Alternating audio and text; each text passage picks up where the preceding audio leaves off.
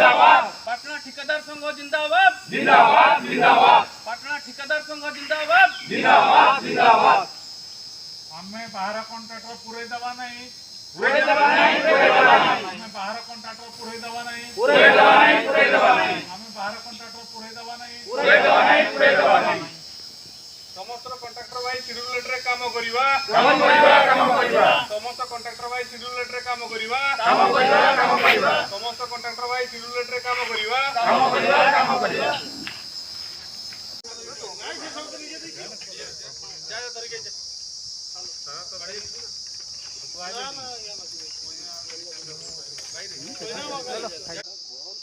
मु प्रकाश कुमार सेठी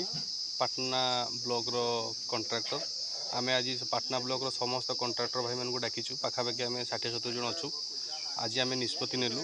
जे आमर बाहर आसुवा कॉन्ट्रैक्टर पाटना ब्लॉक रे काम करछंती जहाँफल कि बहुत लेस पकईकि काम करछंती आमे आज समस्त निष्पत्ति नेलु समस्ते आमे पाटना ब्लॉक रो ही ठेकेदार काम करिवु पाटना ब्लॉक रे आ शेड्यूल लेटर काम करिवु आ बाहर कॉन्ट्रैक्टर को आमे कदापि प्रश्रय दबुनी आ जदि से कहीं बाहर कॉन्ट्रैक्टर आसिकी काम करती आमे समस्त सदस्य एकत्रित होई तांको जेकी विरोध करिवु। माधवानंद पृष्टि मु हूँ आजिकार माने कॉन्ट्रैक्टर एसोसिएशन रो प्रेसिडेंट आउ मु यही एसोसिएशन रो उपदेष्टा भाव में मते आज समस्ते समर्थन करिसेंती आ मो कॉन्ट्रैक्टर एसोसिएशन पाटना तरफ आमे समस्ते किमती आगरे शेड्यूल रेट रे काम करिवे एवं आमर गोटे शपथ करचु जे आमे बाहर कॉन्ट्रैक्टर को कौनसी मते एठी काम करिया पई देबु नहीं आउ एसोसिएशन को